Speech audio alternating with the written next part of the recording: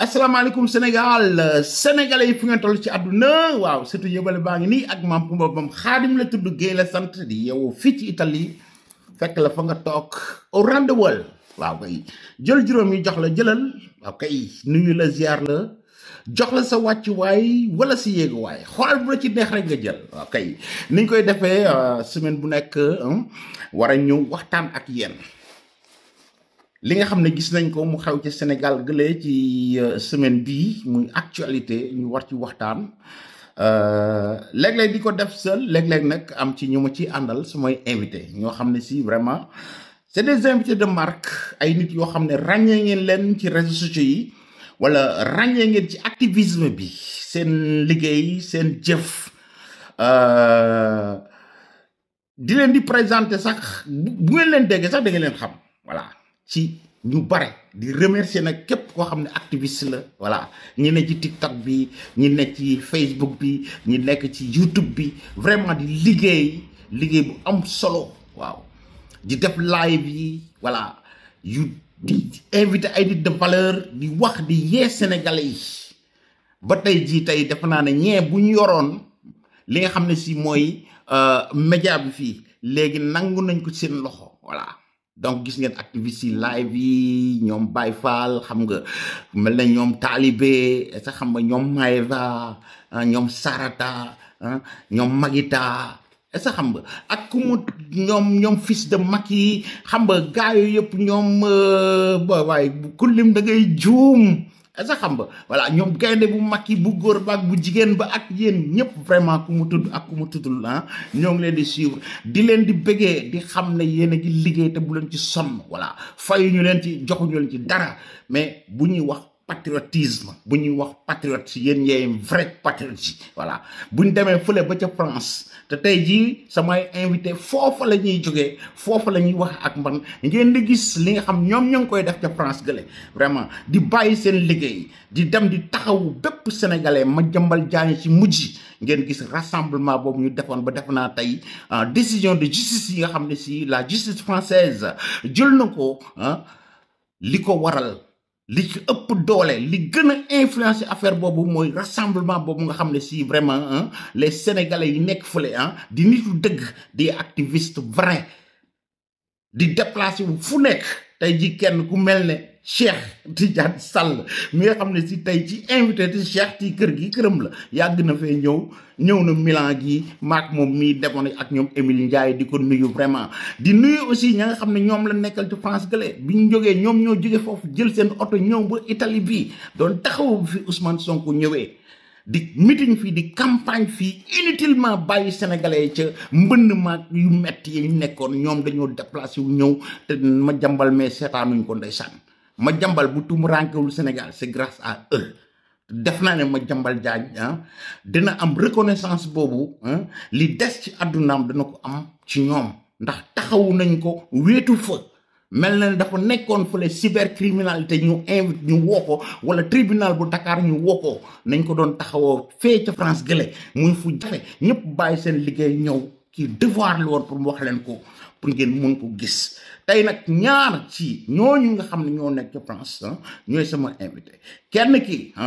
mooy Cheikh Tidiane Sall bi nga xam ne si vraiment bu ñuy wax Pastef xam na Pastef bu baax a baax a baax te dina ko waxal boppam di leen ci indil ay leeral yu bare keneen ki nag mooy Mister Sonko fenkat kooku moom dañ koy gisi TikTok bi Sonko fenkat boy bi mooy Mister Élégance boy bi moo lay dërul kos yoo xam man booy bi tey dinaa ko laaj parce que sama curiosité woon à part ñu bari dañ amoon curiosité boobu tey sama invité la occasion la aussi pour ma mun ko laaj ci loolu booy bi kos yi muy dëwur ni muy combiner kos yi couleurs yi et toutes ces choses booy bi dafa yor boutique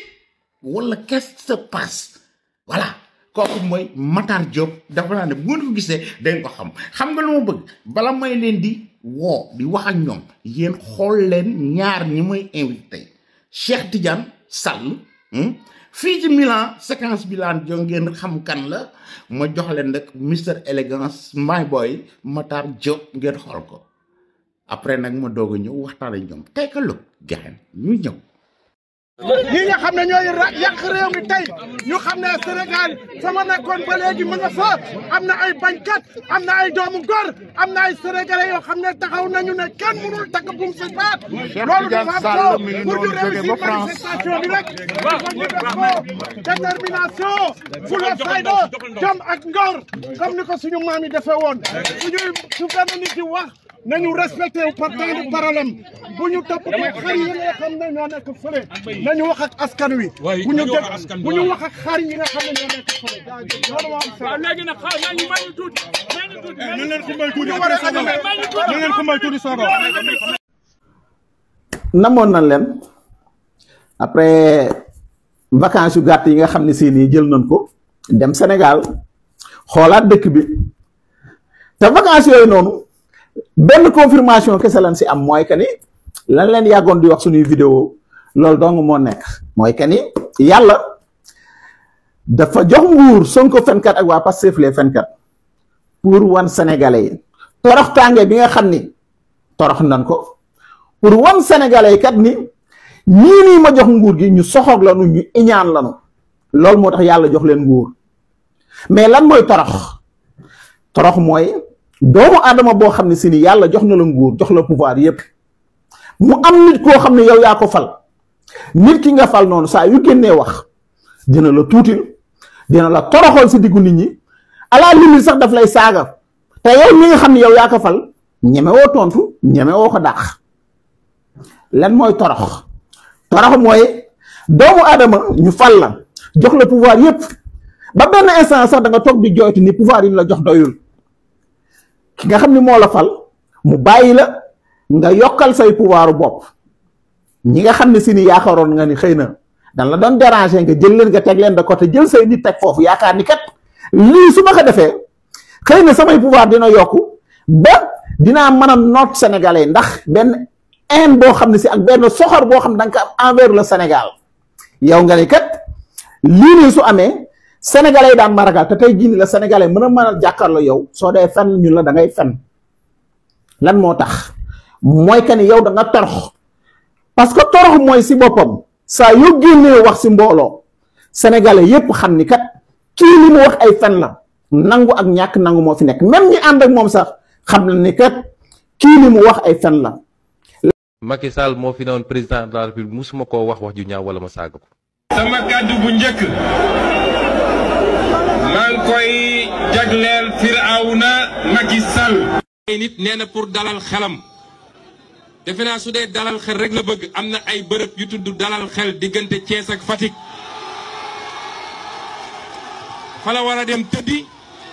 ñu dalal xelam foofu pikiir ko tuuti anesthésier ko mu dalal xelam. gis nga ay waxu Macky Sall institution est-ce que Macky Sall institution bu jar a respecté la. Macky Sall naafeq gi ne ci moom ma koy wax nag suñu papa yeeg suñu yaay yi toog ci kër ga parce que nee dañ leen di nax soo waxee ñu ne waa ji dafa yaru ab mii kër la xam nga mii kër. Le peuple va le sortir du palais et va le traîner dehors comme Samuel Doe. xam nga li gën a bon ci waa APR mooy mag yoo xam ne dañuy xëy di fen ba guddi amul ministre amul président amul directeur. dafa am loo xam ne da ngay seq ak nit doxalu nit waaye boo demee ci digg bàyyi ma wi ne danga fay nitelu ci quelques secondes lañ lay wann say yax sax dañ koy maccaat mu jeex. ki ñu seqal nag fu mu dem taxaw tëkku sénégalais yi te bi mu jaaxle ba jaaxle moo woo kilifa diine yëpp ne leen wax leen wala làmbaay ñaaw nit da ngay am jom nit dafay am jom ñàkk jom weesuwul bi ñu lay lamb yu métti yaa ngi tëju fi nga tëju fu ne nga woote fa wallu bi ñu demee ba may la tuuti oxygène nga ñëw di tëkku nit ñi di leen menacer. li ngeen di dégg ñu naan caisse noire xam ngeen caisse noire. caisse noire suñu programme la wax ne suñu programme su dee ñun ñoo am majorité assemblée caisse noire nga jël 17 milliards voteel ko benn nit ne ko nag kenn du la contrôler yaa ko moom bu la neexee dugalal ci benn néeg sotti pétrole taal kenn du ci wax dara nga def ko ci ay sac di wër Sénégal di jënd nit ñi di joxe gauche droite pour ñu voter la wala di jënd ay journaliste pour ñu waxal la ñun dañu ne suñu jëlee réew mi waaye balaa loolu bu ngeen ñu joxee majorité assemblée caisse noire dootul am Sénégal. waaye nag dama ne su waree sab gone ci kër gone gi ay lool lu mu la wax bëccëg guddi mu daj lu mu la wax guddi bëccëg mu daj gone googu bu xëyee rek ne la bàyyi soppiku na balaa nga naan ko naam di nga tey tuuti. ba ñu nee Sénégal am na pétrole balaa ñu naan la ñu jaay pétrole. kilifa gu ni toll waroo mën a taxaw jàkkaarloog askan wi di wax loo xam ne leer na ni bi nga ko wax loolu amut loolu Afrique rek lañ ko ñeme boo ko defoon Europe wala nga def ko feneen doo fanaan en tant que premier ministre. moom diine Ousmane Sonko jikko yi ñi njëkk a tere ci diine moom la am. muy ban boo jàngee Laxdari dañ la naan li gën a xaraam ci mu kàllaf alkazibu fen wal ibatu jëw wal namimatu rabbaaj wal kibru rëy wal ujbu aawoo sumaatu déggtal wal xasadu iñaan wal boordu bon te loolu tey amul kenn koo xam te ni jàng Laxdari ñu ko mën a weddi te boo seetee jikko yu muy lim yëpp dafa daje ci moom kon tey sénégalais yi war nañu ubbi waat seen bët waaye waroon nañu am na ñoo xam ne seen benn compte rek fekk nañ fa lu ëpp 1000 milliards seen benn compte rek foog ngeen ni loolu jaadu na ci réew mi. mais man dama jàpp ni kilifa gu ni toll waroo mën a taxaw jàkkaarloog askan wi di wax loo xam ne leer na ni bi nga ko wax loolu amut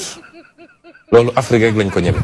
boo ko defoon Europe wala nga def ko feneen doo fanaan en tant que premier ministre. parce que homme d'état dafa am lu ñu xaare ci yow askan wi dafa soxla dëgg dafa soxla xam lu xew xam lan mooy dox ci réew mi. yonent bi nee na ku bëgg a xam ndax naa fekk nga wala déet mooy koo xam ne lu mu wax ay fen la ngeen baal ma Sénégal boo waxee léegi ñu naan nag ma baal ci kàddu gi fen sax ëpp na mais ku waxul dëgg wax fen rek la amul beneen tur noonu rek la tudd bu ñu kenn rey fen rek la tudd wa ida waada axlaf nee na saa bu waxanteeg yow ngeen fas mu rocc ko fecc ko moom wa ida atumina xaana boo ko wóoloo ba dénk ko secret booy génn mu tas ko ci réseaux sociaux yi naa fekk ngi noonu kenn ku nekk nag ci ñun en commençant par moi-même bu ma duggee ci sama néeg dinaa xam ndax man naa fekk laa wala déet loolu mooy jàngale Seydina Muhammad sallallahu alayhi wasallam bu ma ci meree nit tooñ ko soxlawul ma ciy mere nit et ça c'est la vérité kon nañu de ñaanal yàlla jàmm yéenante jàmm yal na yàlla def jàmm ci njaboot gi def ko ci réew mi def ko ci kilifa yi def ko ci famille yi kenn ku nekk la loo ñaan yàlla yal na la ko yàlla may ndax képp koo xam ni sa xol bii yaa ngi ci yeneen nit safaan doo am lu baax ba àddunay tukki doo ko am Babacar in ya'lamillahu fi qulubikum xayran yu'tikum xayran ko kay leer na foofu laay yemale wax ji. ok. voilà gars yi yéen a gis ñaar ñooñu mooy sama invité def naa ne li ma leen ko waxee c'est des invités de marque donc xam nañ lu bare ci Star System bi li nga xam ne mooy dox tey jii ci actualité bi ñu branché wu ngeen ne di gis ci événement yi organisé rencontre yi organisé déplacement yi ñuy def ak yi nga xam ne si moom ngeen di gis muy seen ay activité ci réseaux sociaux yi donc Cheikh Ahmed Tidiane Sall maa ngi lay nuyu di la ziare. waaw asalaamaaleykum Khadim Gueye le Saint-Louisien ndandar bi maa ngi lay ziar bu baax di am contentement dellu siwaat si kër gi pour waxtaan ak sénégalais yi di nuyu sénégalais yépp fu ñu mënti nekk moo xam ñu nekk si réew ma moo xam ñu nekk si bitim réew di nuyu sama mbokk yépp yi nekk FRDS notamment nuyoo bu particulier par rapport ak les femmes du FRDS les linguères du FRDS waaw di nuyu ñëpp di nuyu Makhtar mon jeune frère Makhtar aussi qui est là dans l'émission moo ngi noonu Botar my boy Mr Elegance moom la gars yi di wooye de boy maa ngi lay nuyu di la ziar di dalal pour la première fois sur Khadim Gueye TV Cheikh moom yàgg na fi ñëw mais tey yow tey la première fois maa ngi lay nuyu di la ziar my boy waa delloo ziar bu baax a baax sama grand Khadim Gueye xam nga ñun ay ndar-ndar lañu man ak yow ay ndar-ndar lañu ñoo bokk suñu ndar loolu moo tax. xam nga ñun doomu ndar lan lañu xamee kon yow ndar nga man xaw ma woon loolu booy. non ndar laa dëkk grand ndar laa dëkk man ndar laa doomu ndar laa juddoo fa laa yaroo fa laa màggee. waaw ndar laa lu ko am ndar moo ko gënal. ndeysaan xam naa lu bees tey kon yow ñoo bokk maam kon te ndar surtout maam ku ma banga kon yow it nekk surtout maam ku ma banga. waa gis nga de loolu la yàlla def quoi mais maa ngi lay ziar bu baax a baax di la nuyu quoi vraiment di la wax yow référence la quoi ñun ndar yëpp vraiment suñu référence la. di ziar sama grand aussi Cheikh Ahmed Tidiane Sall mi nga xam ne mooy secrétaire général bu FRDS. di nuyu waa FRDS yëpp di nuyu suñu présidente Fatou Mbaye ak ñëpp ñu nekk FRDS vraiment. di la remercier si liggéey bu rafet bi ngay def. vraiment kontaan nañu trop pour échanger ak yow si xam nga jafe-jafe Sénégal ak li xew Sénégal ñoo ngi lay ziar bu baax a baax grand. waaw xam naa nag costume yi incha allah yooyu yow daan la si jox quoi incha allah su ko defee. waaw xam nga ñun ndar moom dañoo bëgg lu baax quoi. élégance kay.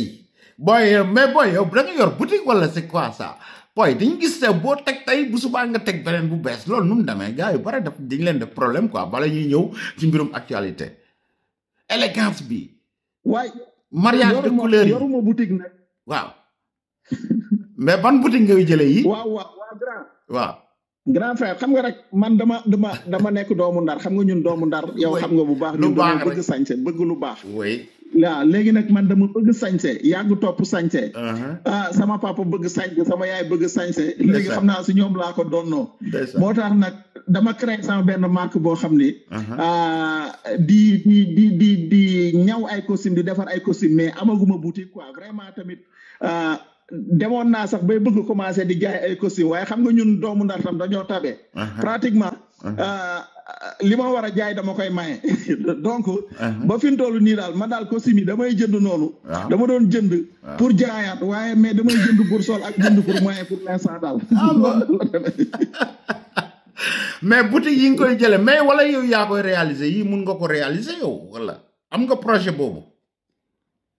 waaw am na yenn yoo xam ne man maa koy defar am na yenn yoo xam ne man maa koy defar. man maa koy ñawlu même ay yenn yëre wala fi may sol sax lu si bare man maa koy dessiner man maay dessiner dem si tailleur yi ñu ñawal ma. mais yenn costume itam dama koy jënd mais am naa sama benn marque boo xam ne sama marque bopp la. boo xam ne damay def samay création wut samay tailleur ñu ñawal ma. waaw mais am na tamit commencé woon na am na ñenn ñoo xam ne tam vraiment daan ma contacter si suuf suñu soxlaa. ma wutal leen costume créer leen costume jaay leen loolu tamit maa ngi koy def si suuf quoi mais vraiment activité bi kii wagul trop quoi. waaw parce que comme xam nga rek. taxawaguma trop mais incha allah daan si taxaw quoi. mais yaa ngi ci yoon bi parce que lii aussi li gën mooy gannaaw yoo am nga idée yi mun di créer di dessin li ngay sol ak ni nga koy solee ak yëpp vraiment ku dem ci TikTok am yéen ñiy xool na ngeen dem ci TikToku Matar mi ngeen xool ko booy bi. mariage de couleur yi et bon koo xool xam ne il est créatif booy lii il faut nga ubbi benn atelier jël ay tailleur yooyu ngay dem di leen fay ñuy ñëw nga jël leen embaucher leen di dessin di leen jox ñoom ñuy taxaw te yàlla dina def jàmm incha allah te vraiment tu le mérites quoi vraiment waaw donc loolu benn flèche la woon bu ñu waroon def rek quoi ñu bare tamit affaire boobu xam naa question bi mu ko posé xam naa lu tax ma laaj ko quoi parce que dafa nekk voix buy tourner mais booy bi élégance booy bi dafa yor boutique wala ban boutique lay jëndee wala affaire yooyu donc def naa ne ku dégg lii nga xam ne si wax na ko tey def naa den indi ay leeral yu bare te bu ngeen demee ci page TikTok am vraiment di ngeen fa mën a abonné ngeen mën a gis li ma leen wax lépp ngeen mën a ko constater quoi vraiment donc Cheikh maa ngi ñëw dellusi di gis liggéey bu rafet boo xam yaa ngi koy liggéey Cheikh Tidiane dama bëgg a jëkk ñu xam ne yow avec le Pastef amoon nga benn passé defe naa am na moment boo xam ne taxawu nga leen woon Cheikh Tidiane Sall ma bëgg a xam lan moo tax nga jàppale woon gaa yooyu ba tey jii nga bàyyi leen nga génn complètement ci ñoom ëlbatiku tey ak FRDS bi nga taxaw di leen di xeex qu'est-ce qui s'est passé. waaw balaa may tontu si question bi nga may ma encourager Makhtar. mais aussi comme ni nga wax je pense que Makhtar. dafa war a nekk koo xamante ne gis nga maa ngi la jox kii bi am na ku ma doon woote pourtant foogoon naa ne kenn du woote ku ñu ngi essayé ci numéro bi tamit mais bàyyi leen numéro bi enregistré ak moom. Voilà, comme par hasard. Mais li ma bëgg a wax mooy tu as bien fait d'introduire le sujet concernant les costumes que porte Makhtar. Parce que ñun ñëpp on se pose la question est-ce que dafa yor boutique wala daf koy jënd comme ça parce que créativité bi. Et dañ koy encourager comme li nga wax man foofu laa dama koy encourager si yoon boobu. tey jii nii Makhtar. war na mën xalaat am ay tailleur yoo xam ne surtout que moom mooy def design bi mooy dessiner costume yi. et ñu ngi koy ñaanal mu mën a idée boobu mën a voir le jour. ba nekk ba mu nekk niveau bi nga xam ne ay Jean-Paul Gaultier ak ñoom. voilà ay ñoom Armani mais pourquoi pas. waaye musicien yeeg artistes yi mu leen di solal Sénégal gële way. Je pense que vous avez beaucoup de liens. Tous les deux, vous avez vécu en Italie. Bon, toi, tu es toujours là-bas, mais Makhtar a vécu en Italie. Après, une fois,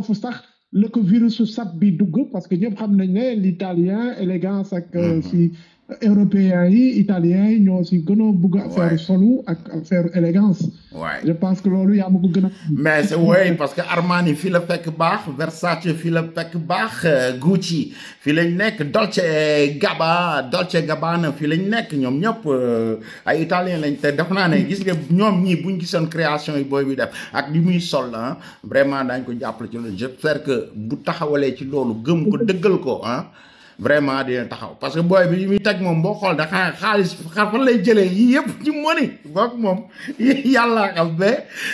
vraiment ñu ngi koy encouragé ci loolu te man maa ngi ko ci vraiment ñaax pour mu taxawal atelier boppam au lieu ngay jël di yabal ñee ñu lay ñawal wutal atelier bi di leen fay ñu leen tagal nga jaay création yi voilà ponkal yi ñoom Youssou Ndour ak ñoom Wally Seck ak gaa yëpp nga leen di solal lu tax ñuy sol Armani bañ a sol Matar Diop pourquoi pas. ok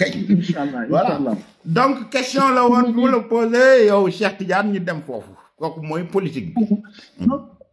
question boobu dama si sawar tontu parce que temps yi sax maa ngi boo gisee temps yi si Facebook maa ngi def ay live di fàttaliku démb parce que démb aussi ni ko Macky di waxee lu mot a fàttali. Ousmane Sonko donte tey c'est un homme populaire connu sur la scène politique. mais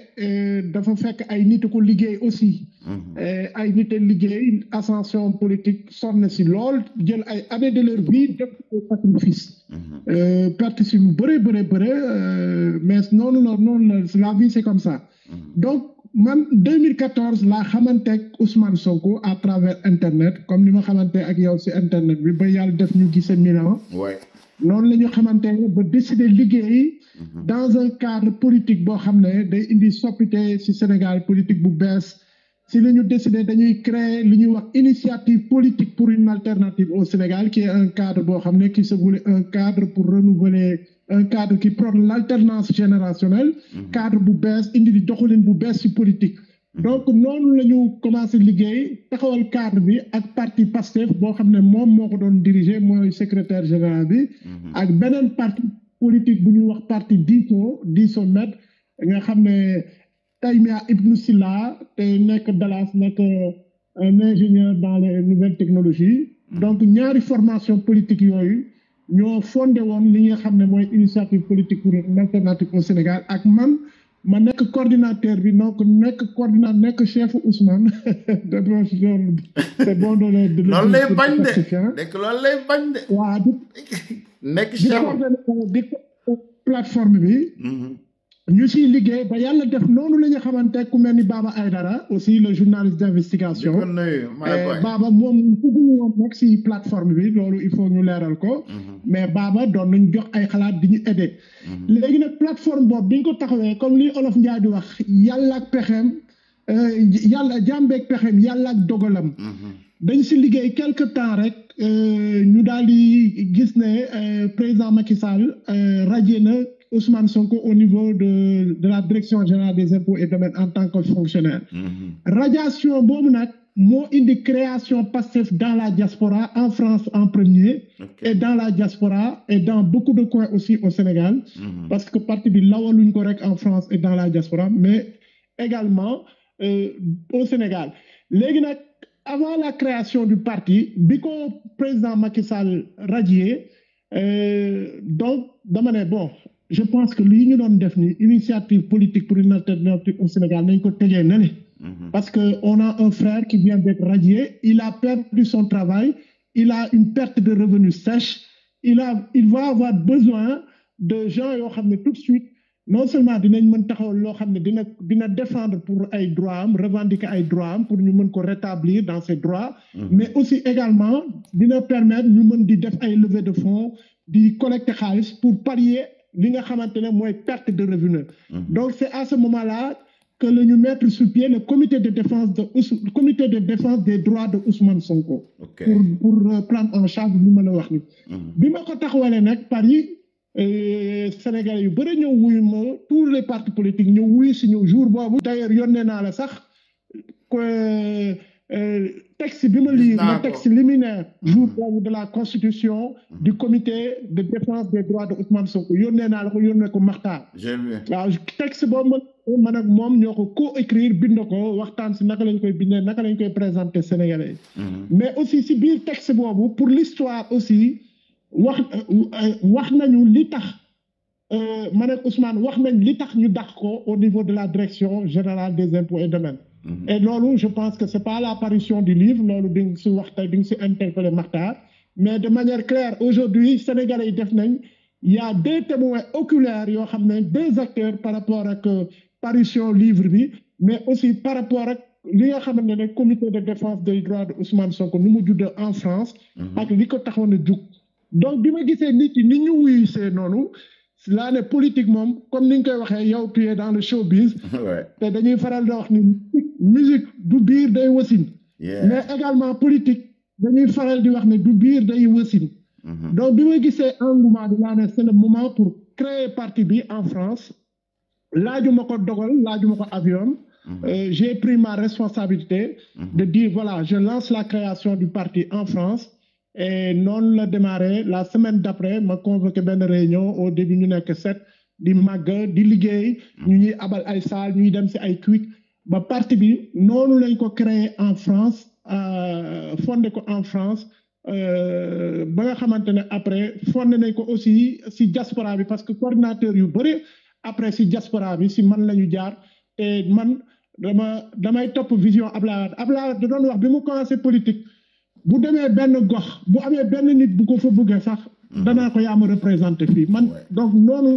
gars yi dañ doon jaaxle si façon bi ma massifier parti Ousmane si boppam dana man Cheikh daf ma jaaxal nu muy massifier parce que c'est ça benn nit bu bëgg rek responsabiliser ko parce que kooku mooy ne indi ñeneen yi c'est comme ça que j'ai les premiers coordinateurs d'Italie de l'Espagne et de la Suisse noonu laa leen jëlee ne leen comme bëgg ngeen rek yéenay responsable ñu commencé liggéey France nag moom coordinateur yëpp dama maayee France parce que France laa gën a xam fii laa doon defee basket ak yooyu ainsi de suite j'ai passé beaucoup d'années de ma vie fépp amoon naa fa ay maillage ba noppi appuyé wu si monde sportif yi sama yenn xarit yi dugal leen si affaire bi ku nekk mën na la ibbil cellule defal nii ak nii ba parti bi am fi doole mais li may génne aussi pour être bref pour daaneel foofu li ma génne si parti bi en 2017 mooy nekk problème yi ma doon am si biir parti bi bi ma koy manager souvent day am ñu doon woo Ousmane naan ko Cheikh day ànd ak waa PDS yi day ànd ak waa PS day ànd ak diw te ñooñu ay sàcc lañu day ànd léegi nag problème wax daan am si sama management mooy ne ko Pastef comme dafa bëri woon ñoo xam ne ñu ngi doon dooru engagé wu si politique xamuñu luy politique pour ñoom war ñu ànd ak waa kër Karim Wade waa kër Idrissa Seck waa kër Khalifa Sall day tout le temps bu ñu ma demee si réunion opposition bi day am problème quoi donc 2017 nag bii nga xam ne Sénégalais yi dañu bëggoon opposition bi def benn liste pour dem ensemble aux élections législatives Pastef bañ ne du ànd ak opposition bi du ñu ànd ak ay sàcc du ñu ànd ak ay dëmm du ñu ànd ak ay nooxa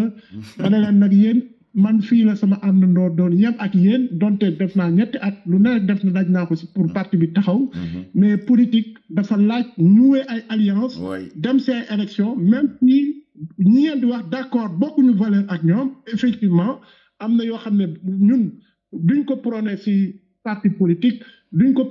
prôné aussi si gestion état mais quand même politique dafa laaj ay alliance électorale donc divergence politique boobu moo tax ma génne Pastef en 2017 moo tax bon xam naa dinañ si dugg après bi ma gisee gars yi song bi ñu amee problème ak benn xale bu jigéen ñu daal di raatale ñi ñu doon saaga yépp laa ne am na lu lëndëm parce que li nga bañoon démb boo ko nangoo tey am na lu tax moo tax c'est question bi dafa am solo c'est pertinent et gannaaw yàlla may nañu ñu ngi dund il faut que ñuy leeral Sénégalais yi que Ousmane Sonko en fait c'est quelqu'un qui a toujours pensé à son intérêt personnel d'abord avant de penser à l'intérêt du Sénégal mooy loolu gis nga loolu nga wax yow yaay nga leen parce que loolu mu la doon bañal mi ngi koy def tey fu intérêt nekk rek dana ko fa def donc loolu def naa lu bees ci Ousmane Sonko Matar dafa mel yow mi am na passage boo jaar ci ñoom def naa ne ay 2017 dem nga jënd livre am boobu bi mu bindoon ci pétrole bi nga xam ne si mi ngi wax xamul dara ci pétrole ay Baba Aïdara mii Cheikh wax sànq moo ci jàpp ci lu bare mais temps yooyu manipulation bi fooroon na mel na ba bind naa livre wala maa deemaan livre bi ma bindoon téere bi ma bindoon amu ci woon benn xam-xam ne rien yow teewoon nga dama gis sànq sa benn vidéo dinaa ko tegal Sénégalais yi ñu gis ko ci fin bi nga mën a seede nga mën a témoigner parce que man li ma gën a gëm ci àdduna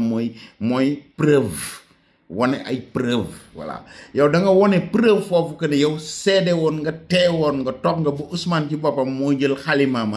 mu defal la autographe bi ci livre bi mais nga bañoon ba seen ministre de la communication bee fa ne tey di sonal journaliste sénégalais yi yaa xamul dara ci communication ne rien xaw ma lu muy liggéey lu mu doon liggéey ca France boobu mais livre yi nee nga keroog moo ko doon jaay dama bëgg nga leeral lool bala ñuy dem ca fin ba danaa ko tegal gars yi sax mais nga anticiper ñu ci ak lan moo taxoon yow wóolu leen doon bëgg nga dugg ci parti boobu bien que demoon nga assister cérémonie boobu de présentation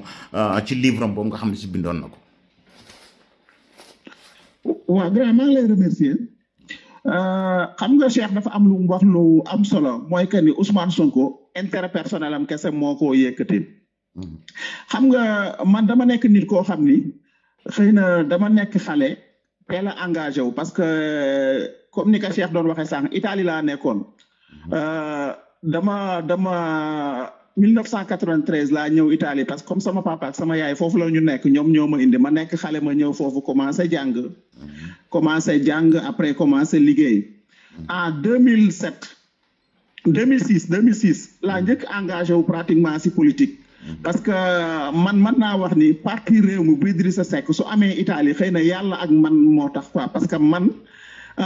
maa yëkkati sama téléphone woo ay nit ba nit ñooñu mën a dajaloo ba nu mën a def réunion ba mën a créer parti réew mi Italie léegi après parti réew mi boobu bi ñu ko créé Italie 2007 élection 2007 yi ñu jàppale Idrissa Seck Italie def si sunu xaalis def si sunu lépp mais après élection yi ni mu demee man ma décidé ni kat man dootuma duggati si benn parti parce que boobu laa mas a am carte de membre parti muy parti réew mi ma ni man dootuma duggati si benn parti politique mais nag dinaa xeex ngir Sénégal moo tax après en 2012 laa ñëw France laa jóge Italie ñëw dëkk si France bi ma ñëwee France tamit bépp acteur politique boo xam ne dégg naa ko ñëw na France Paris fii zone Paris bi man dama doon dem ma assister mais Ousmane Sonko fenkat comme ni ma koy waxee quoi parce que man Sonko fenkat laa ko tuddee quoi parce que comme moom jomb na wax dëgg du wax katu dëgg en 2012 bi ma ñëwee Italie bi ma ñëwee France fii nii après ma continuer nekk fi sama liggéey xëy na sax nekkuma woon si mouvement yi wala dara quoi mais j'étais solitaire quoi man kese ma ku ma gis mu ñëw rek ma dem fa mais Ousmane Sonko lan moo tax sax ma amoon si moom benn intérêt bi ba 2016 boobu 2017 bi mu ñëwee France di présenter livre ma mënoon dem dama dem vacances Sénégal dem seeti sama benn sama grand bi syndicaliste la woon quoi moo doon secrétaire général adjoint bu CUSEMS léegi sax après mooy doon secrétaire général bi ma dem këram ñuy waxtaan mu may wax waxu Ousmane Sonko quoi moo tax may wax affaire u Pastef ni mu garaawee quoi yow imaginel année yooyu waa syndicat yëpp yi nekk Sénégal instant boobu noonu ñoo ngi jàppale Ousmane Sonko si suuf quoi parce que moom moo ma doon wax affaire Ousmane Sonko naan ma dañu demoon ñu soutenir que affaire yooyu mooy bin ko rajee affaire yooyu quoi léegi nag si loolu man ma yërëm Ousmane Sonko si radiation boobu ma ni kat vraiment kii man dinaa ko topp ma commencé ko topp commencé ko di ko soutenir 2017 boobu bi mu ñëwee France bind livre bi day ñëw fii France nii léegi parce que comme livre bi mënu ko woon def dédicace bi cérémonie de dédicace bi au Sénégal mu ni day ñëw def ko fii France livre bi ma ngi génn le 10 mai 2017 la génnee livre bi cérémonie de dédicace bi ma ngi ko def le 13 mai 2013 à Saint-Denis fii nii France man ma décidé ma dem si cérémonie de dédicace bi ma demee si cérémonie de dédicace bi Aliou Sall ak ñeneen ñu mu àndal ñoom laa fekk si bunt bi ma ñëwee. Aliou Sall non doguma la doy Matar Aliou Sall c'est l'actuel ministre des communications de la communication au Sénégal mooy ki sonal journaliste yi fekk ci Sénégal gee ak la presse waaw moom mi sonal journaliste yi fi mu toll nii. waaw moom laa fekk moom moo doon jaay livre yi après ma ngi yor benn papier. di si bind ku ñëw mu ni la ndax doo dugg Pastef doo ñëw dugg si man ko non man dugguma Pastef dama ñëw gis benn sénégalais boo xam ne xëy na liñ ko teg neexuma parce que jàpp naa ni du dëgg moo tax moom laa ñëw soutenir quoi mais ñëw ma pour dugg seen parti politique te déjà ni ma gisoon bi ma ñëwee rek ni ma gisee environnement bi rek loolu moo taxoon vraiment aw ma woon vraiment sama xel nangul woon seen parti bi léegi après ma ñëw toog déglu Ousmane Sonko di wax te boobu paa bi nu mu tëtti Mody Niang moo tax affaire yi dafa garaaw gis nga Pastef seen manipulation dafa yàgg te ñi ànd moom dafa yàgg paa Mody Niang yónnee naa la photo yi sax ba nga fa woon imaginel paa bi ni mu doon dalee si Ablaye Wade ni mu doon dalee si Macky Sall ndekete Ousmane Sonko la àndaloon depuis boobu paa bi ma ngi woon foofu noonu waaw léegi ñu dem Ousmane Sonko tam gis ma bi ma gisee dafa mel na ku ma xam lu yàgg quoi parce que tamit mu am benn intérêt boo xam ne am na ko si man quoi waaw moo tax gis nga li mu bind dédicace bi ma defal si livre bi à mon frère Mamadou Makhtar Diop affaire yooyu def dédicace bi après ñu photo wu noonu ñu dem quoi après man ma dem ma continuer nag vraiment tamit di ko jàppale parce que jàppale bi du question dama duggoon biir Pastef parce que mosuma dugg Pastef quoi mais instant boobu noonu vraiment yërëmoon naa ko quoi loolu moo tax sax ma jël sama xaalis ma def ko si livre bi vraiment tamit ma dem ma soutenir ko quoi et puis ma continuer nag nekk si Facebook bi nag di def benn propagande si Ousmane Sonko moo tax sama entourage ñu si bare fi mu toll nii ñoo ngi ànd ak Ousmane Sonko ñu jàppe ko yàlla man maa tax ñu xam Ousmane Sonko mais bi loolu amee bërki démb si meeting bi le 8 dafa am lu mu wax lu garaaw loo xam ne si ni dafa doy waar quoi mu ni moom livre boobu mu bindoon noonu en 2017 moo taxoon ñu dàq ko en 2016 mu nekk affaire boo xam ne dafa gàtt te moom livre bi 1 an presque biñ ko radié ba pare 1 an après lay door a génnee livre bi tam ku si mel na man liñ ko radié noonu loolu moo tax sax ñu dem soutenir que ba mën a jënd livre bi mais xaarim foofu dafa am benn affaire tam boo xam ne dama la koy wax te boobu beneen fen bu mu fenal boobu moo gën a garaaw sax est-ce que yaa ngi fàttaliku bi Ousmane Sonko waxee ni que dañ ko empoisonné dañ ko sotti liquide bi ba léegi gisuñu gisaguñ ba léegi résultat bi mbubb ye newoon na France lañ ko yónnee boobaak léegi lu si am lu garaaw xam nga lan moo tax gisuñu résultat bi dafa am lu garaaw lu si am xam nga bi mu defee loolu après dafa jël analyse yi mu jox ko son avocat la ñu ñëw indi ko fii France bi ñu ko indee France benn laboratoire bi ñu ko indi fii la nekk Alfolvir la nekk laboratoire bi Expertox la nekk Ousmane Sonko bi mu defee conférence de presse nii laboratoire Expertox nee na dañ ma doon jéem a posone résultat yi génn na man dama jël sama tànk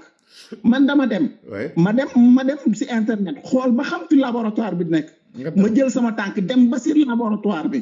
sonné laboratoire bi dem dugg ba si biir waxtaan ak ñoom ni leen kat dafa am benn politicien boo xam ne dafa nekk Sénégal mu ngi tudd Ousmane Sonko nee na dañ ko doon empoisonné te vraiment nee na yéreem yi seen laboratoire bii la ko indi te bi mu ko indee seen laboratoire yéen da nga ni produit yi nga xam ne si nii moom lañ ko sotti produit yoo xam ne la dañ ko doon bëgg a rey laboratoire bi ma waxee waa laboratoire bi tiit laboratoire dañoo tiit bi ma duggee ba wax leen man leen nag gis ngeen ñun ay sénégalais lan du ñu nangu mu ko ngeen taal suñu dëkk bi moo tax damay ñëw pour wax ak yéen laa la wax nii pour ngeen xam bu baax li ngeen di def et puis ma fexe wax am ñu bare ñu ma leen wax ñooñ tamit ñu envoyé ay mail envoyé laboratoire bi mail loolu moo tax après laboratoire bi génnee na analyse u yére yooyu mais analyse yi bi mu ko génnee xam naa ne après dinaa la yónnee résultat analyse yi li mu si def mooy que ni Ousmane Sonko vinaigre lañ ko sotti c'était clair loolu la laboratoire ah non analyse yi génn parce que ñun ñoo def liggéey boobu xëy na kenn xam ko mais ñun ñoo def liggéey boobu. ñun ñoo def ba si laboratoire génnee na analyse yi. nee na Ousmane Sonko vinaigre lan ko sotti. te moom bi mu taxawee Sénégal dafa fenn ni kat Sénégalais yi dañ ko doon bëgg rey. Macky Sall ko doon envoyé oui donc du résultat yi du ko mos a yóbbu Sénégal Ousmane yóbbu résultat yi da ngeen du ci wax. non mais ñun am nañ résultat yi dinaa la ko envoyé am nañ résultat yi. dinañ leen ko am nañ ko. am na résultat yi fan di jàll way waaw kay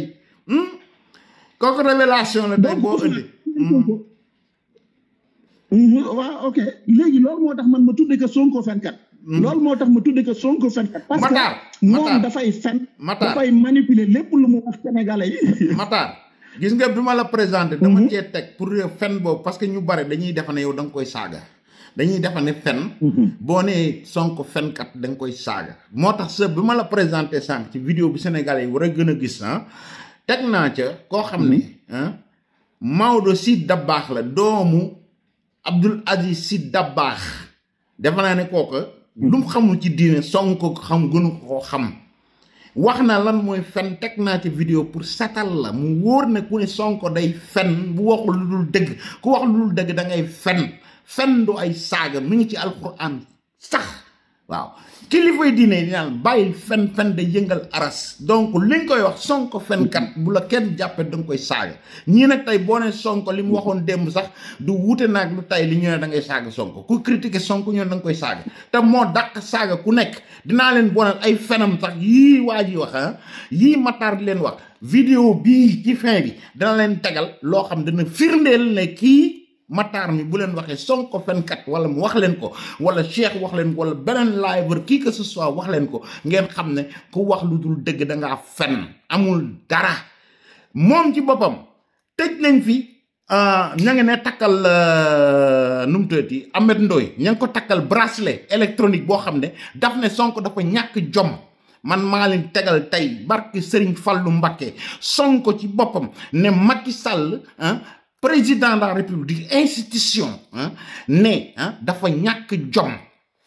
te pourtant booba institution lay waxal moom du institution c'est quelqu'un boo xam ne Diomaye moo yor big bu mel nii crayon sax la ko bindee nga xam da ko mën a gome bu subaa du nekk dara kooka la Ahmed Ndoye wax Ahmed Ndoye ma nga nee tey takk di ko nuyu may booy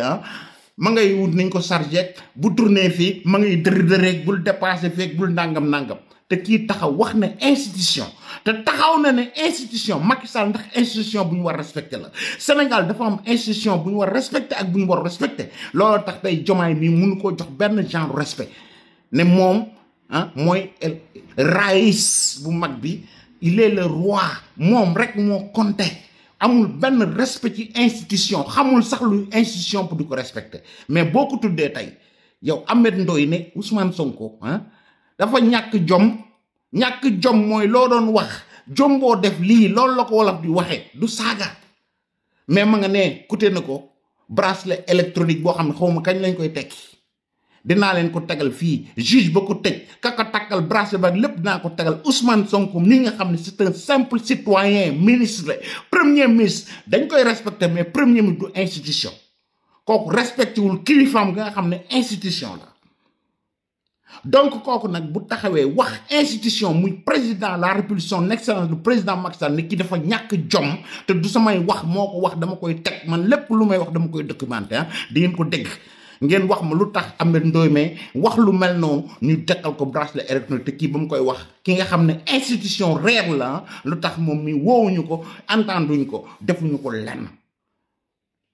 kumba am ndey ak kumba amul ndey ñoom ñi ñoo ko doon xeex ne dafa war a jóg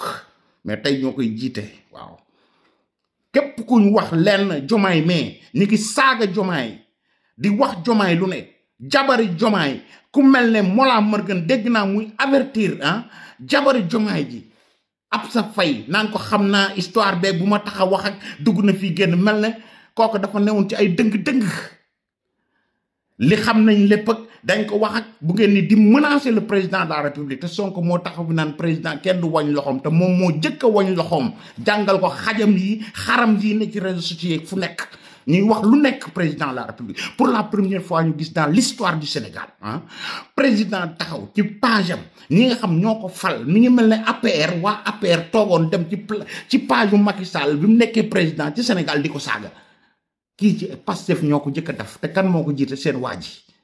boo waxee mu ne moom dafa yor njaboot ku yor njaboot deedeelu ah waruñu la saaga di la saaga duñ ci def dara mais Bassirou Diomaye dafa yorul jabar yorul ay doom Macky Sall da ko yorul Mame Mbaye Niang daf ko yorul Lat Diop di ko nuyu may boy maa ngi lay ziare téye ko tëj ko lépp pour wut lu neex waa ji mel na benn ñebbe ci cin moom dong moo compté moom dong moo yor njaboot demal nga déglu Ousmane li Mollah Morgun sax xaj boobu ne ca fële xaw ma Canada la nekk xaw ma lan la wax ab sa fay fan yële danaa leen ko tegal fekk suba ngeen dégg Mollah Morgun lu muy wax jabaru président de la république bi lii yëpp mu koy dégg waaye bu ko waxoon Khady Kébé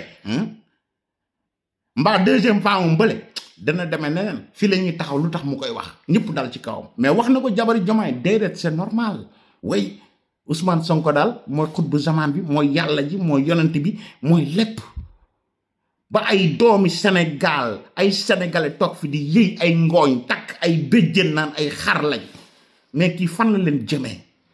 ñëw dajale leen Sénégal mu ngi ci waaye yow léegi Gambie sax ñu raw ba Baara Ndiaye doon wax naan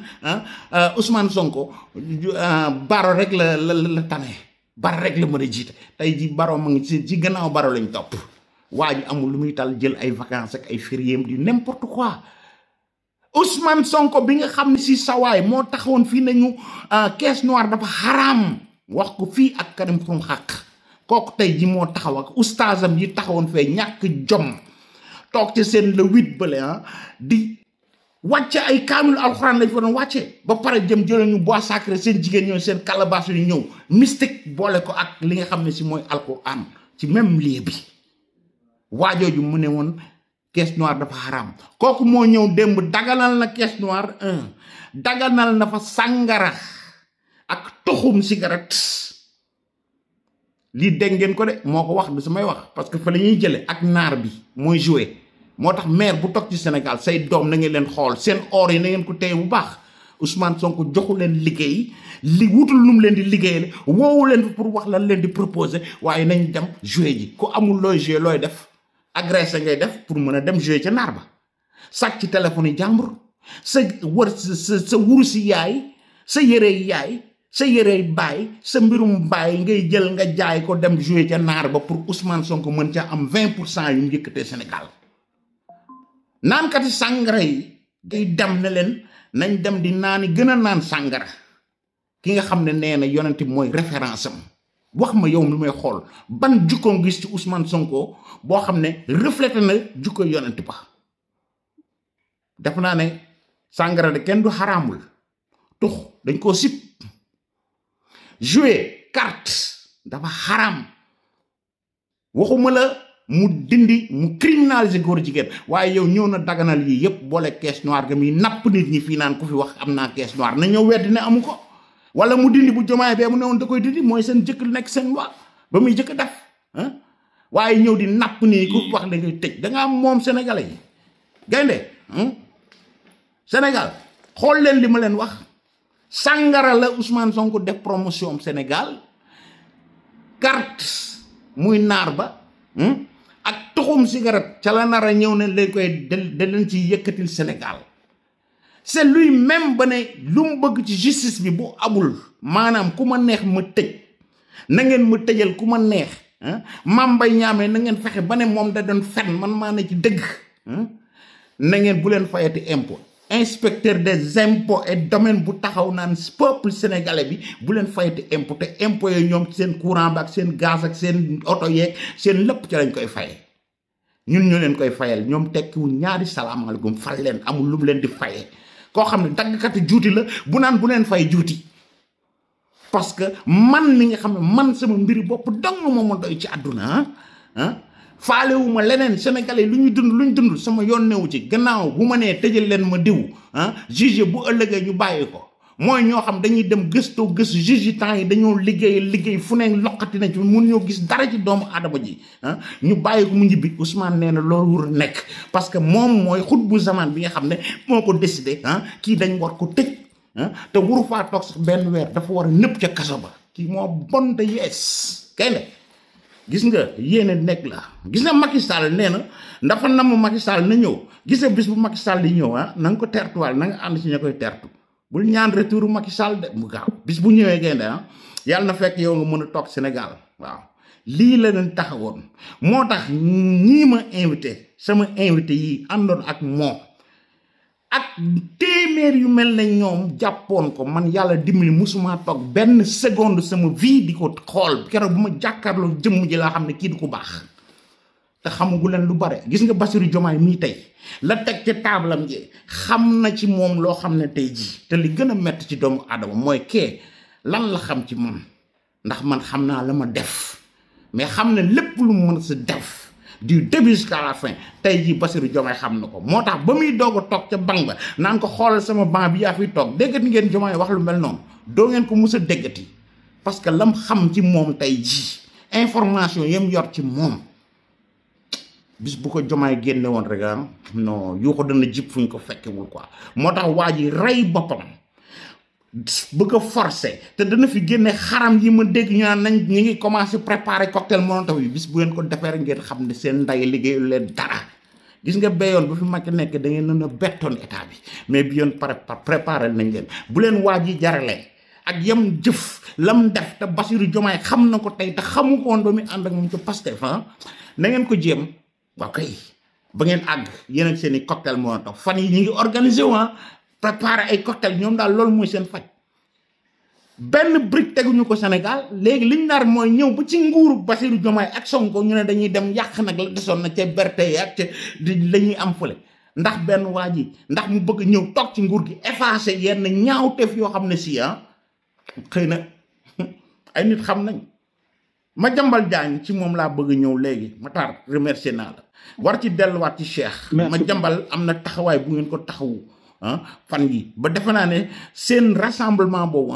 am na lu mu wax la justice française ba tax ci Madiambal tey fu ko neex mën a tourner ci France dootu signé dara gars yi ña ngay xataraayu ña ngay dee bëgg a fetal seen bopp injustement ñu téye jabaram ak ay doomam yoo xam seen yoon nekku ci pour def pression ci kawam te xamuñu ne bombe lay doon di leen rappeler nag demain à 21h ci baatu dëgg na ngeen dem ngeen déglu Madiambal Diagne ok ak ki nga xam ne si mooy Bah Diakhaté bi yoon mënuñu dara parce que mënuñoo jàpp Bah Diakhaté mënuñoo jàpp Madiambal Diagne lañ demoon di brutaliser sama sister Maïmouna Ndour Faye di ko nuyu mon frère nu mu tëddee kii Fall Babacar Fall dem di mënate journaliste pour interview bu mu def ci téléphone comme ni may def ak yéen nii léegi ñu xool lan lañ ci mën dimanche incha allah à 21h ak Bah Diakhaté lan lañ ci mën buy interview daañu déglu par force te xëy na sax Madiambal def ay révélation yoo xam ne defu ko woon ca Maïmouna mais jël brutaliser ko en tant que jigéen soxla boppam xamu leen lu muy demee may leen ma sumeeku jigéen ngeen xam ay exigence yu mu am moroomum jigéen lañ pël def ko ba ñoom rus nañ sax lool pour ban résultat Madiambal bu bëgg wax day wax Madiambal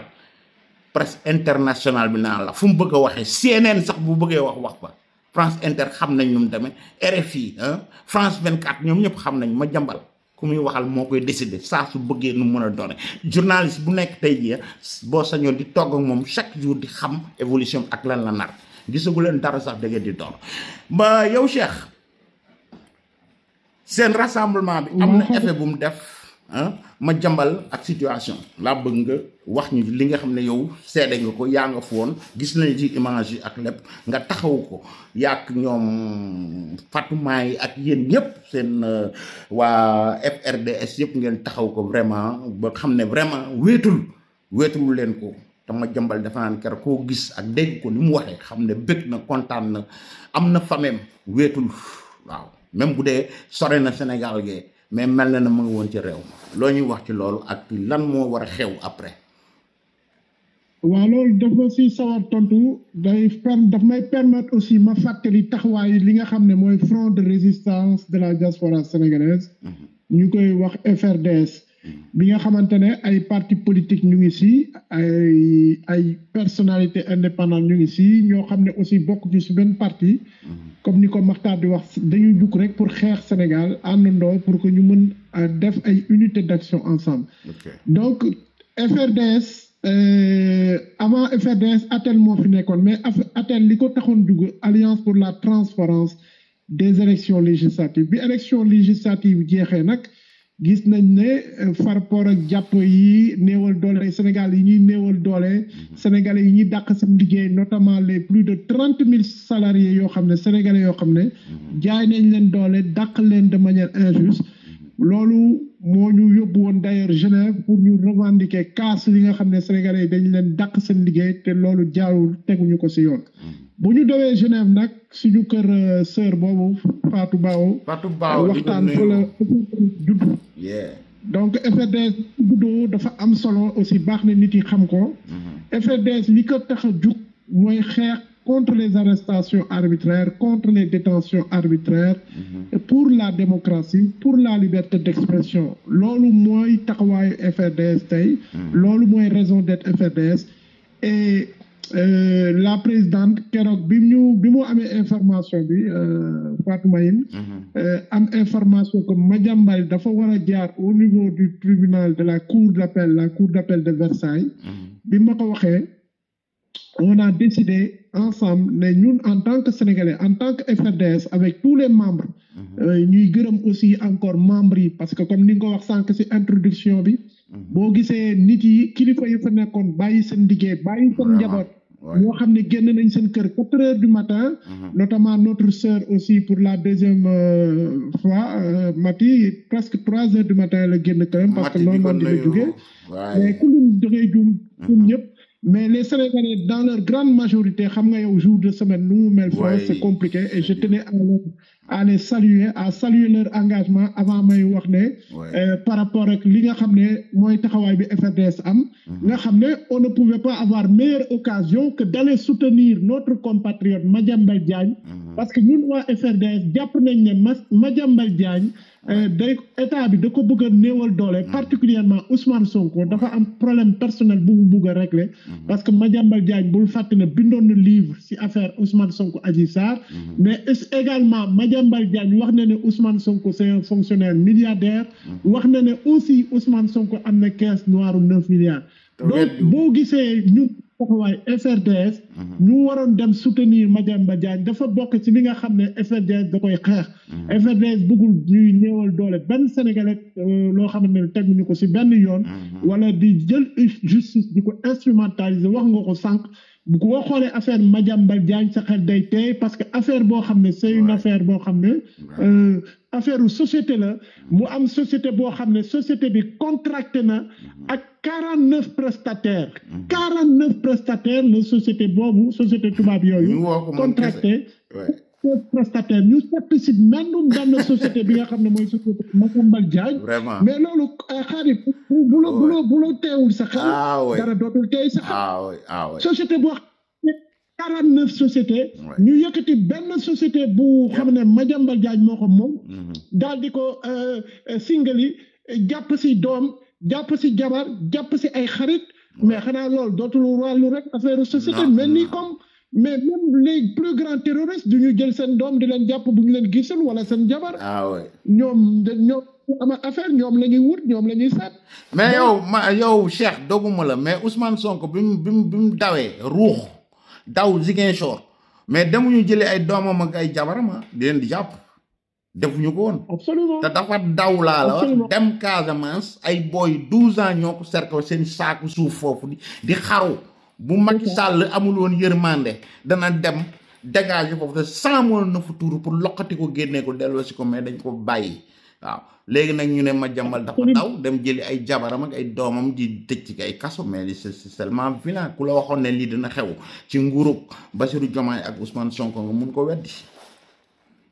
loolu lañ absolument tey FRDS am dafa taxaw pour tous les Sénégalais yi nga xam ne dañu bëgg a démocratie Sénégal ñu ñoŋal ko. dañu bëgg aussi Sénégal continuer de rester un état de droit une république d'autant plus que gis nañ avocat wu Ousmane Sonko tubaab boobu xaw ma tubaab la xaw ma lu mu doon. mooy ki ñu rajee seen bopp Juan Branco. voilà ci procès avocat yu jóge ba Sénégal te njort nañ ne ci xaalisu Sénégal affaire yooyu dañ ko war a leeral parce que gis nañ ñetti avocat yoo xam ne am na sax benn nit bu ñëw ci tribunal bi mu ne avocat yi Sénégal lañ jóge ñu jox leen ay passeport diplomatique pour ñu ñëw layoo ak benn nit pour intérêt personnel benn nit boo xam ne du Sénégalais mais nit boobu aussi def ay parce que avocat boobu da doon jël ay turu magistrat fii France di ko partager sur réseaux sociaux yi quasiment di menacer de mort di menacer intégrité physique yi nga xamante ne mooy magistrat yu war a atte dossier boo xam ne moom dañ ko war a atte pour xool ndax dañ koy radier au niveau du barreau de la français barreau de Paris ndax dañ ko si radier ou pas parce que dafa def ay actes yoo xam ne yu jéggi dayoo comme yi ñu doon def Sénégal diggante 2021 ak 2024 di jël ay turu magistrat ay photo doomu magistrat ay photo magistrat loolu la ko et loolu c'était vraiment une insulte pour tous les Sénégalais de défendre un avocat du doomu Sénégal ba noppi def yu ñaaw yooyu ñu gis ay avocats yoo xam ne Sénégal lañ jógee ñu jox leen passeport diplomatique ñu ñëw di la pour avocat boobu ñu bàyyi ko. loolu na ngeen ko lijjanti parce que affaire personnelle am la nañ ko lijjanti xam ku leen ko jox. merci boo conseil yooyu amoon Paris ak taxawaay bi FRDS am pour ñëw soutenir benn compatriote sénégalais boo xam ne jàpp naa ne am na njëriñ ci réew mi parce que la presse c'est important dans un pays. mais également il a des entreprises loo ay doomu Sénégal donc kooku moo ñu ëppal njëriñ foofu sa tubaab boobu kenn xamul espagnol la italien boo xamante ne état Sénégal gis nañ ne ay avocat jóge nañ Sénégal ñuy wax ne ñuy njott ne xaalis Sénégal liñ ñëwee ak passeport diplomatique donc il fallait que FRDS sauver la face du Sénégal sauver l'honneur du Sénégal en allant se porter en bouclier autour de Madiambal Diagne et li nga wax dafa am solo bu ñu gisee première audience bi Sénégalais ni ñu ñëwee foofu taxaw ak juge yi ndam bi ñu fa jëlee jour boobu même à l'instant T parce que jour boobu le juge bi ne dàq na li nga xamante ne mooy contrôle judiciaire bi nga xam ne Madiambal Diagne amoon na ko war a dem presque chaque semaine 2 fois commissariat pour di signer pour wax ne maa ngi fii maa ngi tel endroit jour boobu c'était une grande victoire pour la démocratie sénégalaise et effectivement dañ fa am ndam bu rëy parce que contrôle judiciaire boobu a été levé mais biñ fa delluwaatee la deuxième fois c'était encore une victoire plus retentissante parce que les Sénégalais ont compris que venir soutenir Madiambal Diagne c'était venir soutenir la démocratie sénégalaise qui ne devait pas tomber ce jour-là et man je me rappelle avocat bi bu muy dugg avocat Madiambal Diagne bi dama ko ne maître vous êtes le dernier rempart de la démocratie sénégalaise aujourd'hui et si Madiambal Diagne tombe c'est la démocratie sénégalaise qui tombe et vraiment il a plaidé il a fait une excellente plaidoirie avec notre ami notre frère notre avocat sénégalais maître Moussa Thiam je crois c'est le secrétaire général du barreau du Sénégal donc dañu war a delluwaat nii cour d'appel le 25 non 25 Inch'Allah pour délibérer bi mardi 20 novembre à 9h ñu ngi woowaat sénégalais ñu ñëwaat taxaw voilà laa la bëggoon laaj da ngeen defaat rassemblement bu toll ne boobu mbaa bu ko ëpp na gars yi yëpp ñi manqué woon béyoon na fa ñëpp teew bi yoon ngeen taxawu le frère Madiambal xam nga bëri yoon couru tribunal bi fees na ba nga xamante ne gis sénégalais yi de tout bord ñi bàyyi seen liggéey ñëpp beddeeku bi yoon dañu bëgg 2 fois plus 3 fois plus de mobilisation pour ne nekk sénégalais yi dañu fonk seen démocratie parce que li ma koy wax li may fàttali xeex bi soutenir Madiambal Diagne c'est soutenir la démocratie sénégalaise parce que il vit exécution lii de justice lii instrumentalisation justice pour faire taire un adversaire et loolu mënuñu ko nangu di jël ay doole état doole yoon di ko xeexee benn nit donc loolu on peut pas l'accepter dans une démocratie moo tax ñu ngi waa sénégalais ñu redoubler d'effort ni ñu ko defee woon bi yoon nañ ko gën a def gën a ñëw gën a pare et je rappelle que man xaw ma Madiambal Diagne et je pense que c'est le cas de Makhtar qui est du membre du FDS et toi-même qui est membre du FDS mais la plupart des FDS nous ne connaissons pas Madiambal Diagne ni Dada ni Den mais xeex boo amee principe boo nekkee ne da ngay xeex pour ay principe républicain ay conviction yoo xam ne si wàllu démocratie peu importe la personne soxlawu nga xam ko bu nekkee ne da nga jàpp ne nit ki dañ koy néewal doole dañ ko bëgg a jaay doole dañu bëgg a jalgati démocratie dañu bëgg a jalgati yoon da ngay ñëw taxaw peu importe nga xam ko wala xamoo ko parce que ay principe démocratique moo la yëkkati donc loolu c'est aussi ñu koy sénégalais yi di ko parce que gis nañ gis nga Cheikh c'est man ñu bëre woo nañ ma pour daanal foofu rek waa Cheikh ñaata la Madiambal jox ñoom loolu la ñuy xaar gis nga pour dëggalal la loolu dama la koy waatal billahi wallahi déglu ma Cheikh damay waat dama ne pour dëggal li nga wax billahi wallahi watallahi ak waxtu wi gis nga même vidéo bi ma def keroog di wax ci moom Magita man Madiambal yor naa numéro mais je l'ai jamais appelé vidéo dama koy jël ma yónnee ko mais gis nga vidéo mu bëgg mu gis ko réellement Magita Njaay laay woo jox ko ne ko jox ko Madiambal mu jël ko jox Madiambal jox ma notification que ne jot na ko dina ko seetaan maag Madiambal mosu ñoo wax pour te dire te pourtant def naa bi mooy 5e vidéo bu ma def ci moom donc yooyu bu ñu la koy wax yow bu leen gëm parce que yow dañuy def nit ñooñu fa newoon dañ naan Madiambal la fay pour nga indi leen ak nangam seen waxu dof yooyu te ñoom buñ dajaloo ñoom dañ koy def don de soi la quoi parce que Sonko ko jar mais Sonko jar nag mais Madiambal warul jar yenn nit yi wala ma Samba ma Demba mënuñu koo jar ñooñ buñ fay dem gratuitement lañ fay dem mais yow boo demee ci dañ laa fay quoi kooku moom mooy seen tactique mooy stratégie wu Pastef loolu gaynde bu mu la def benn problème bu ma juumul le 25 novembre la ban heure lay nekk ak fan la joxel adresse bi gars yi rappelé wu ko ñooñ fa def le triple bu lay fayee sax yaa tay ne leen maa tay mu jeex waaw parce que ñii ay xaj lañ ay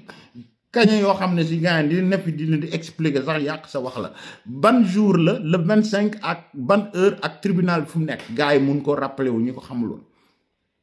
mardi 25 novembre à 9h, comme d'habitude, 5 rue Carnot, 78 000 Versailles. Donc, c'est Versailles Château. Versailles, bon, dafa xaw a dëng quoi yoon bi donc ku ñëw rek na nga teel a fagaru parce que mu teel fa fekk parce que affaire yoon la tribunal bu ñu ne 9h on démarre à 9h.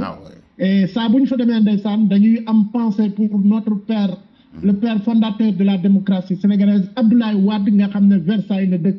keroog rendre nañ ko hommage fàttali xeex bi mu xeex pour démocratie sénégalaise taxaw looloo taxoon soutenir Madiambal Diagne day dekkali démocratie parce que Abdoulaye Wade am na kër Versailles fa la doon jóge di ñëw Sénégal donc loolu yëpp dafa bokk loo xamante ne tey Sénégalais dañ ko soxla pour ñu delloosi waat suñu démocratie parce que démocratie dafa baax si réew donc ñu ngi woo ñëpp pour di 25 novembre à 9h 5 rue Carnot 78 000 Versailles venez soutenir la démocratie sénégalaise soxlawu ñu xam Madiambal wala am numéro man ba fi may wax ak man j'ai son numéro mais je l'ai jamais appelé donc Cheikh maa ngi lay sant di la gërëm Ablaye Wade boobu nga wax bëggoon naa fi yokk dara Matar maa ngi ñëw ci yow may moom dafa am benn affaire moo bëgg a wax ci dafa tudd Ablaye Wade te vidéo bi moom laa façon yéene tëje ko Ablaye Wade lu tax ma bëgg ko teg te Cheikh tudd Versailles boobu Ablaye Wade laa bëgg ngeen déglu ko bu baax ci fin wu vidéo bi ma leen koy tegal lan la Ablaye Wade doon wax lu tax ñeenti premier ministre yi mu yoroon lan moo ko tàqale ak ñoom waaw kay Idé Moustapha Niasse ak Macky Sall ak yim yoroon nga xool président boobu bu fi toogoon tey Ousmane Sonko di lappi ni mu koy waxee fii di def yii muy def Diomaye lu virgule bu toll noonu Ablaye Wade mosu koo may premier ministre am looloo tax ma kontaan ci li nga ko tudd foofu ak Versailles bi ngeen koy defee ma bëgg nag vidéo bu ma ko tegee ngeen dégg bu baax le président Ablaye Wade di ko ñaanal fanam gën a gudd yàlla na 100 ans yi teg lu bari waaw kay ngeen dégg lan moo taxoon lan lañ loon mooy état premier ministre yi yàbbuñu ko woon lu tuuti luñ doon def erreur bu ndaw rek da leen di remercier kooku dama leen koy tagal ngeen dégg ko Diomaye dégg ko Ousmane Sonko na ko dégg xam ne toroxal bi muy wër di ko toroxal président bi bu doon ne Ablaye Wade la wala Macky Sall wala Abdou Diouf wala Senghor heure bi ex ba mu koy wax ex dafa yàgg kii nag sës na président ba ci mur bi façon humiliation bu ne humilier na ko devant tous les Sénégalais pour ëllëg di jouer contre le président pour que mu fay mu génnaat fii di wowal ay tuñ naan day victimiser wu jël lépp fayit bi yëpp teg ko ci kaw Diomaye te lamiñam bi saa su waxee keroog bi mu paree le 8B dafa pare rek eurobond yi dañoo këpp laa la wax daanu complètement parce que xamul ne moom premier ministre mooy wax du Sénégal c'est pas le pastéfien qui est à l'opposition xamul ne premier ministre buy wax bourse yëpp ci àdduna bi marché yi ñu ngi koy déglu bu waxee nam attaqué justice ba kese investisseurs yi bourse yëpp nee naa la euro bi dafa këpp eurobond bi dafa daanu complètement nii la fi waxoon ay dette cachée keroog gis ngeen Ibrahima Sall bi Maïmouna Ndour invité keroog tur boobu marché yi bëgg ñoo dégg ay dette cachée mais moom parole yu salte rek la mën a am quoi ay dette cachée ay résidus xam nga ay effacé xam nga parole yoo xam day offensé quoi voilà Ablaye Wade nag gis nga bu doon mooma wala Macky Sall wala nam kii ñeme woon na def yu mel ni muy def Diomaye tey di ridiculiser le président te opinion internationale ñu ngi xool di dégg waa ji dafa nar a suuxal réew ba mu suux mu génn taxaw fële naan leen non Diomaye moom projet bi man naa ko yor loo xam ne existé wul léegi Diomaye ko yàq nangam te saa su waxee laa la wax Diomaye perte na ay milliards yu mu waroon mën a investir Sénégal gee moo tax da ko war a dégager comme ni Ablaye Wade dégagé woon gars yi nga xam lu ndaw lañ def erreur de communication kese Ablaye Wade dàq na ci premier ministre kii moomul Sénégal Pastef la ba mu taxawee di dem ci assemblée ba dafa ñëw seen coalition Diomaye président dafa leen tegg fële ku bëgg a ñëw da ngay ñëw bokk ci Pastef les patriotes wut coalition boppam léegi yow ñee bàyyi nañ la waxuñu dara boo demee assemblée ba 130 députés amu ci benn boo xam dafa jóge ci Diomaye coalition ñoom ñëpp ñu ne pat te pourtant licence ba démb rek gis ngeen ca Ndumbelaan ak conférence de presse bi gars yi def gi nga xam moo jël licence am jox ko moo jox passeport bi Diomaye ba Diomaye mën a nekk président tey moom mii muy nekk premier ministre ba coalition boobu ak ministre yi mu yor ak nu mu tuddati DG yee nga xam ne si muut lañ def fan yi tàppet yooyu ñoom ñëpp doon wax ay dàmbooje gi yëpp muut lañ def Diomaye am na fulla ji léegi te ba mu ko waree def dafa yàgg tey ji ñoom luy seen yoon ci Diomaye président Diomaye wax na leen ko 2 mois ci gannaaw bind ko ñoom ñu ne pat mu dem ba ca le 8B di weer président bi di ko xas di teg di exiger naan leen le 28 bii di ñëw sax Diomaye du war a dax dem dana ñëw fii da ko toroxal fee pour ne ko le 28 dana ñëwaat fii dañ ko jox sax 30 minutes léegi moom mooy jox sax timing bi président bi war a wax quoi moom moo koy décider le 28 bu ñëwagul Diomaye dafa war a bàyyi liggéeyu sénégalais yëpp ak charge yi mu yor yëpp dem ci ay meeting Pastef quoi encore ci tappalee yu nekk Diomaye war ko fekk ci loolu sénégalais yi di xiif Ousmane Sonko waxu leen fa mbënd ma waxu leen ci feebar bu bees bi nga xam mi ngi rey ay plus de 30 sénégalais dee nañ ci Ousmane Sonko waxu leen ci 30 000 et pas sénégalais yu boy yum dàq Ousmane Sonko waxu leen ci mbënd mel ne ci Touba Ousmane Sonko waxu leen ci dara loo xam ne si lu am njariñ la xanaa ñëw fa di mbiri boppam kese ak nu mu rëcce ay rabat dareem nañ ko dindee juge yoo xam ne si attaqué justice bi traité leen de corrompu du n'importe quoi ak déclaration yu ngand yi mu fi dégg bañ na waaju finalement danañu wax lu ñu mën a dégg mu indi lu ñu la mu doon wax démb ak bërki dem sosam yooyu attaque ay gor yàq ay der yàq ay doomu aadama yàq ay nit te musta am benn preuve sàcc bu fi Ousmane Sonko mos a déclaré ñu ñëw tribunal jugé ko ne leen ma diw la amul xoolal Mansour Faye mais lañ ko mujj def xoolal Lat Diop 1 an yi nangam ci kaso bi ki kat xoolal Abdou Nguer maay booy di ko nuyu barki dem 6 mois 7 mois ci kaso bi fan la mujj 0 Badara Gadiaga libéré ko ñu téyewaat ko fa ci loo xam ne seen ministre de la culture bale moo waroon ne ca kaso ba moo ci jiit ne moo ko jiñ de caga de client moo tax bu demee di daganal sangara ak lépp dafa waroon daganal cagatu salon de massage yi dafa waroon dem di fa jël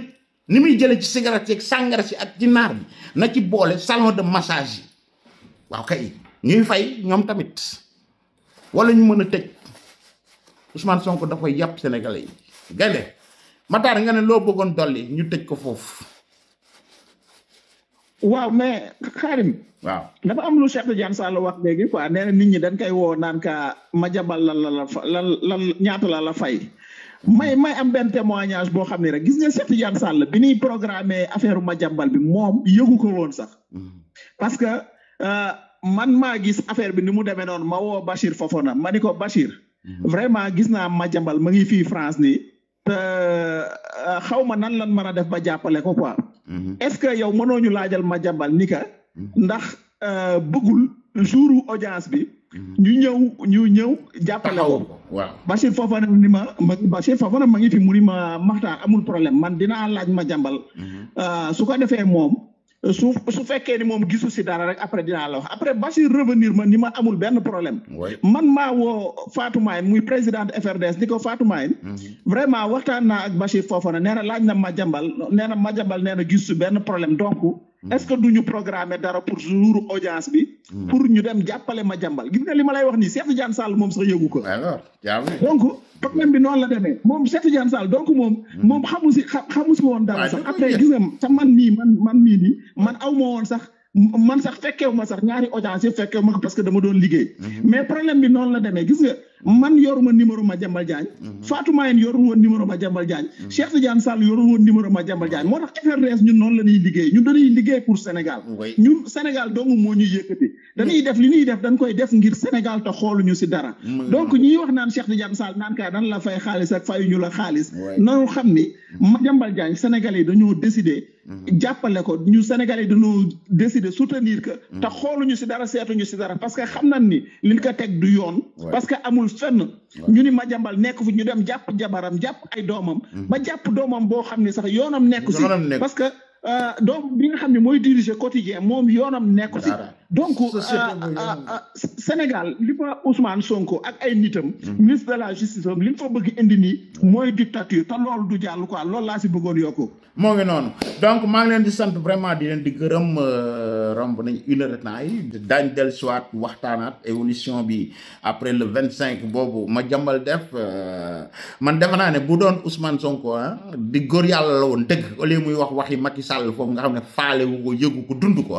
daf ñu waroon wax ci li ko Madiambal accusé yi Madiambal avancé mais tudd fa Madiambal yabul Madiambal du laal Madiambal waaw caisse noire am googu muy napp sénégalais yi Madiambal la ko wax te weddiwu ko na porte plainte Madiambal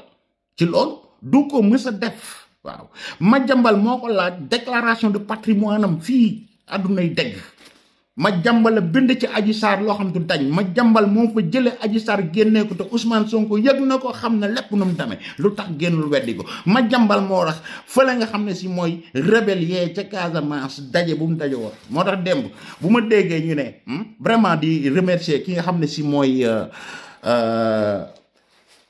Aly Ngouille Ndiaye ak sëñ Mountakha ci li nga xam ne intervention bi nga xam def nañ ko ba libéré ki nga xam ne si mooy suñ militaire boobu lieutenant boobu nga xam ne si téye woon nañ ko plus de 6 mois voilà man defoon naa kooku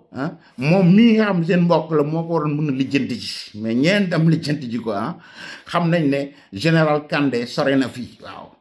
moo tax bu ñu déggee ñu naan président recevoir na général Kandé ak le général Moussa Fall ñii di xataraayu fii Diomaye mu ngi ci yeneen vibes Diomaye mi ngi ci yeneen dimension Diomaye niveau d'information romb na seen yàlla ji seen xutbu zaman bu tekkiwul ñaari salaamaaleykum bi kooku dafa war a leer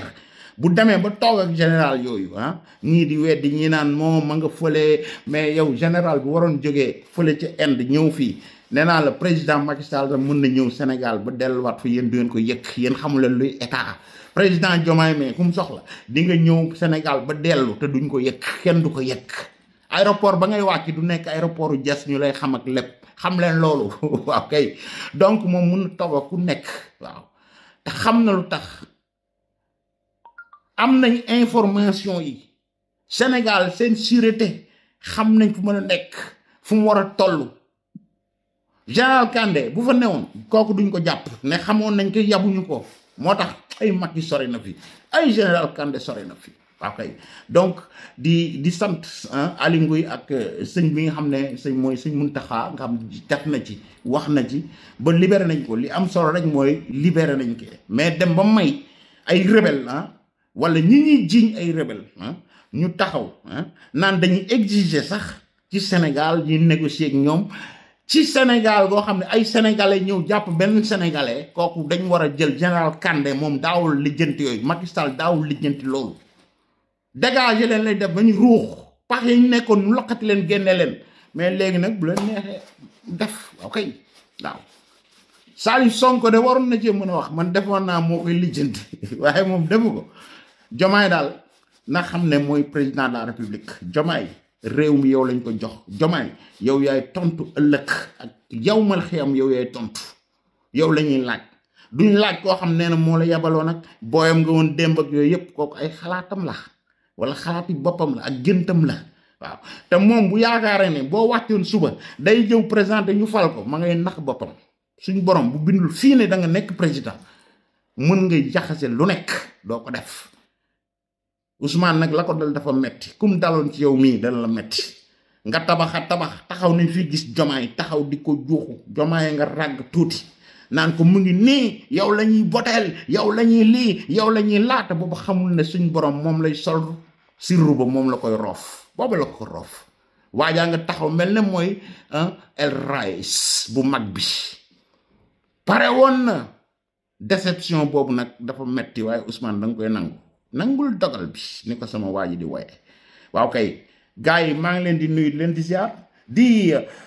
souhaiter joyeux anniversaire ki nga xam ne si mooy Fatoumata Danso suñu siste boobu madame Mbacké waaw dundal le 15 mooy sa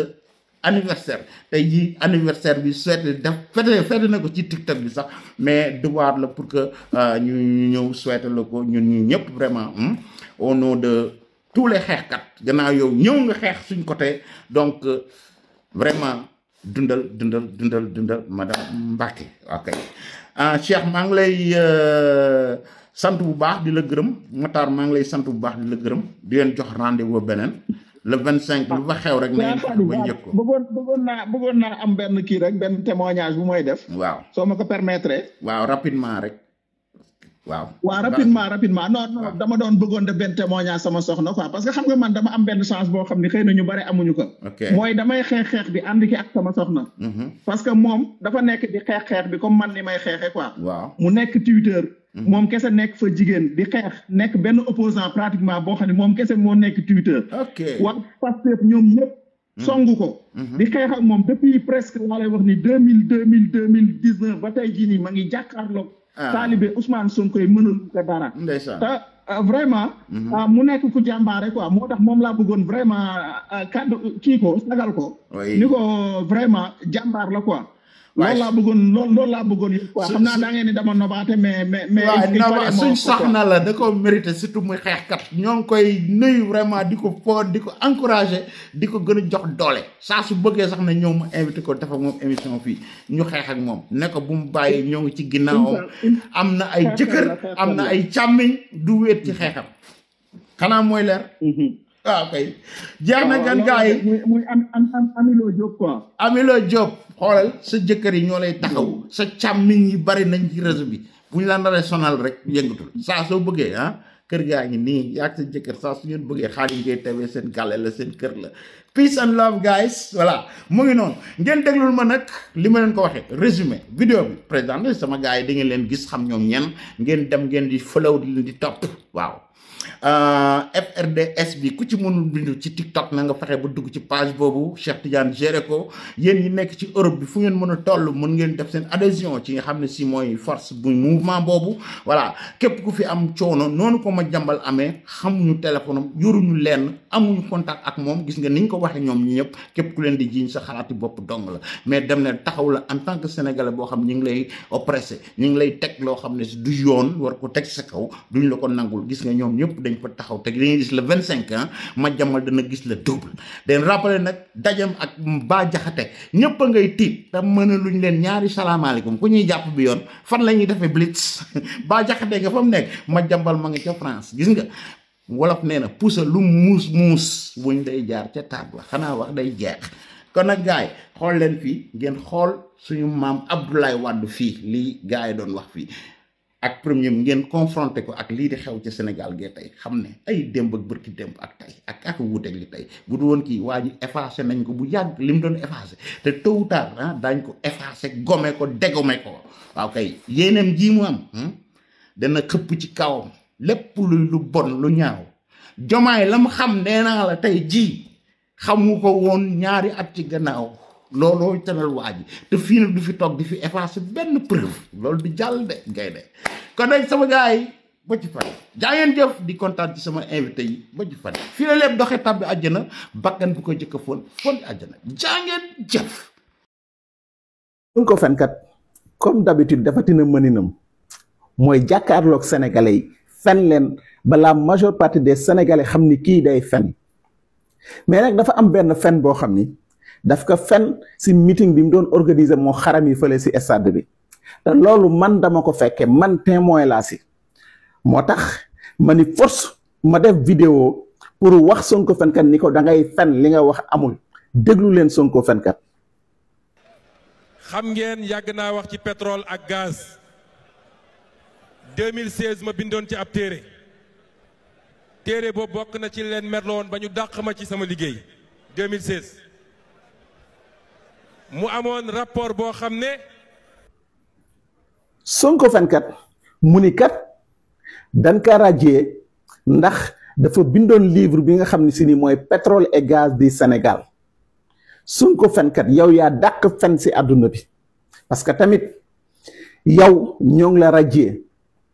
le 29 août 2016 décret bi Macky Sall mën ko signé le 29 août 2016 décret baa ngi nii yow Sonko fenkat yow sa livre bi yaa ngi def publication bi le 10 mai 2017 presque 1 an après moom nga génnee livre bi bi ngay def séance de dédicace bi parce que ñeme woo ko woon génnee Sénégal Paris nga ko génnee fële sa Saint-Denis te man maa nga fa woon image yaa ngi nii xool leen image yi le 13 août samedi le 13 août 2016 à Saint-Denis foofu la Sonko fenkat defe woon présentation livre bi cérémonie de dédicace bi ñu nekk fa jour boobu noonu Aliou Sall mi nga xam ne tey jii moo nekk fi nii di fonto journaliste yi moo taxaw si buntu bi yor livre yi di jaay livre yi man ma jënd sama bos à 25 euros mu yor digg ak feuille ñëw di ma saraxu pour mu dugg Pastef naan maa da ngay bokk Pastef man ko bokkuma Pastef dama ñëw rek pour jàppale benn sénégalais boo xam ni gëm naa ne liñ ko teg d'accord ma si mooy radier bi ñu ko radier woon loolu moo ma fi indi mais ñëw ma pour dugg seen parti tey jii nii ñooñu ma fekkoon foofu noonu ak seen tilimaay tey jii nii ñooy fonto journaliste yi Sonko fenkat jour boobu noonu laa ko njëkk gis ay jigéen di ko jox loxo mu ni leen du leen jox loxo ndax moom du nuy jigéen kooku moo dem après dem Sweet Beauty dem di summeeku ay jigéen di ko maase donc Sonko fenkat yéen sénégalais la yàpp parce que tamit su mënee taxaw ni kat moom livre bi nga xam ne si ni muy pétrole et gaz du Sénégal bi nga xam ne bindoon na ko en 2017 moo tax ñu radier ko en 2016 donc moom Macky Sall xamoon na ni kat Sonko fenkat dafay bind benn livre boo xam ne si pétrole ak gaz moo tax mu radier ko avant livre bi di génn Sonko fenkat wàññil nit ku baax day bàyyi fen Sonko fenkat bàyyil fen. Alors les premiers ministres Moustapha Niasse, je me suis séparé de lui parce que on s'entendait très bien, mais un jour, d'abord, il a tenu des propos. Il disait aux gens, oui, vous savez, je suis avec Wade, mais lui s'en va, moi je serai bientôt président. Mais ça ne se dit pas. Quel est le président dans le monde qui accepterait ça? C'est pas acceptable. Un premier ministre doit jouer son rôle de premier ministre et non pas son rôle de président potentiel. Il y a quelqu'un qui avait écrit dans un article sur la tragédie des premiers ministres. Mais tous pensent pareil. Vous les nommez premiers ministres, au lieu de faire leur travail, de se faire distinguer par la population, par les réalisations ou tout ça, ils ne songent qu'à prendre la place du président. Et ça, on ne dit pas qu'il ne doit pas la prendre, mais il y a quand même des façons de s'y mettre. Je disais une fois que, vous savez, il y a une loi biologique, tout corps menacé, qui se sent menacé réagit. Ça, il faut que les gens se mettent ça dans la tête. On ne menace pas les gens d'une manière ou d'une autre. Alors, donc Moustapha Niasse a dit ça, beaucoup de non, il est là, il va partir. La deuxième chose, quand j'ai dit que le Burkinabé se sent mieux à Paris qu'en Côte d'Ivoire. Alors, au lieu de me demander pourquoi je l'ai dit, je l'ai fait exprès. Parce qu'à l'époque, il y avait un ostracisme en Côte d'Ivoire qui m'était devenu insupportable. Et je l'ai fait exprès. Moi, j'ai ma façon de gérer mes relations avec les autres. La preuve, ça fait de l'effet. Alors lui, au lieu de venir me dire, mais monsieur le Président, pourquoi vous l'avez dit ça, etc. Il est aussitôt parti en Côte d'Ivoire en disant, ne vous en faites pas, vraiment, c'est pas la peine de vous fâcher. Vous savez, le président, il est comme ça, il dit des choses. Et il s'est fait passer pour le pompier qui vient après l'incendiaire. J'ai trouvé ça inadmissible et je l'ai remercié, purement et simplement. Alors, mais vous savez, cette instabilité, si vous voulez, du point de vue des premiers ministres, ici, vous regardez l'Algérie. Hein, vous arrivez à Bouteflika. Ici, c'est pas que les premiers ministres que j'ai eus ne tiennent pas le rôle. Alors, j'ai pris une femme qui me donnait vraiment satisfaction, travaillant très bien, mais là, si je me suis séparé d'elle, c'est pas pour des questions de compétences, parce qu'elle travaillait bien, mais j'allais aux élections. Elle n'était pas politique. Alors vous croyez que je vais prendre quelqu'un qui n'est pas politique comme Premier ministre pour aller à des élections? Non. Voilà, je prends quelqu'un de politique en me disant, peut-être après les élections, je peux reprendre une femme. Je n'ai pas renoncé d'ailleurs à prendre une femme en jeu, mais je vous explique simplement les motivations. Alors après, j'ai pris Idriss Seck, qui est, comme on dit, né dans le parti, que je considérais comme un fils. Lui-même se disait, je suis le fils spirituel comme Karim est le fils de sang. Mais bon, à partir d'un moment donné aussi, ça n'allait pas, parce qu'il n'a pas su garder sa place. Et c'est toujours comme ça. Macky Sall, c'est pareil. Macky Sall, je l'ai connu, il était étudiant de 2e année de géologie. Tous, avec les autres, ils ont grandi sous mon aile. Je l'ai nommé d'abord ministre, puis Premier ministre. Et puis, après les élections, je devais changer de gouvernement. Donc si je l'avais remercié, ça aurait été tout à fait normal. Mais je lui ai dit, voilà, tu as été un bon Premier ministre. Maintenant, je te demande d'aller à l'Assemblée nationale. Comme on dit, d'aller me tenir l'Assemblée nationale, où on avait une majorité. Ah, il m'a remercié et tout ça, il est allé à l'Assemblée nationale. Après, il a commencé à jouer son propre jeu. Bon, avec, mais comme j'ai la majorité à l'Assemblée nationale, bon, on a joué dans le cadre des dispositions du règlement intérieur de l'Assemblée nationale, et puis on s'est débarrassé de lui, si vous voulez. C'est le jeu politique. Alors, cela veut dire que, sur le plan des ministres, moi je veux le bon ministre qui comprend ce qu'on lui demande d'abord, il faut comprendre, et ensuite qui agit, qui réalise des choses avec moi. Et rapidement aussi. Parce qu'il y a des qualités que j'exige, c'est la capacité, et ensuite la rapidité. Mais si je dis à quelqu'un va me faire ça et il va mettre 6 mois à réfléchir, non. Je n'ai pas le genre. Donc, c'est en cherchant le meilleur ministre. Aujourd'hui, je peux vous dire, depuis quand je n'ai pas modifié depuis longtemps, parce que j'ai trouvé l'équipe. Maintenant, à l'approche des élections, il est évident que je vais faire des ajustements, mais ce ne sont pas ce qu'on peut appeler un remaniement ministériel, mais ce sont des ajustements, comme le général qui va au front, hein, et il va dire, bon, le 2e bataillon va se mettre là plus tôt que là-bas, mais c'est ça la politique. Mais encore une fois, moi je suis un libéral, je cherche les gens capables, je travaille dans le gouvernement, en dehors du gouvernement. Dans les autres domaines, je fais la promotion de gens capables. Parce que j'estime que les gens capables pour faire le travail... moi, si j'étais un président qui ne s'occupe pas de gouvernement, parce qu'il y en a eu beaucoup, disant au Premier ministre, même dans le régime présidentiel, dans le régime parlementaire, c'est normal que le Premier ministre dirige tout. Mais même dans le régime présidentiel, je laisse beaucoup au Premier ministre. Mais je surveille, moi, je suis comme ça, je surveille les détails, je fais des ajustements, et quand le Premier ministre est intelligent et souple, on s'entend parfaitement.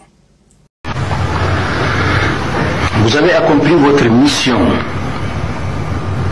j'allais dire sans faute, avec sincérité, avec efficacité, avec dévouement. Et cela s'est traduit par des réalisations concrètes sur tout le territoire national, à ma grande satisfaction et à la satisfaction des populations du Sénégal. C'est dire, Monsieur le Premier ministre, que vous êtes et vous serez l'un des rares Premiers ministres qui quittent leur fonction, la tête haute, et le sentiment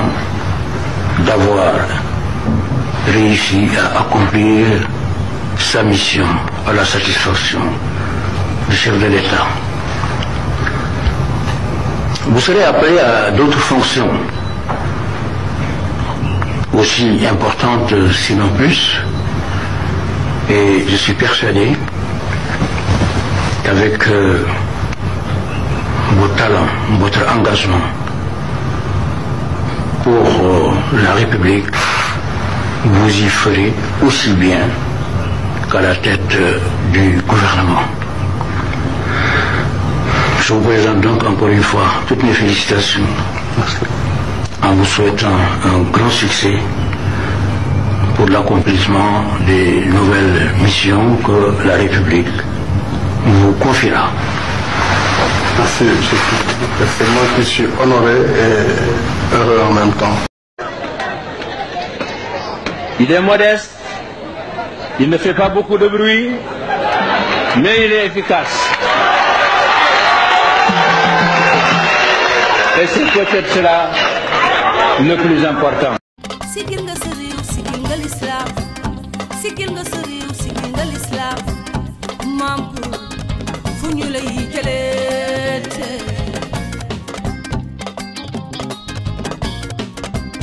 Sigil nga l'islam, sigil nga sa réew. Sigil nga l'islam, sigil nga sa réew.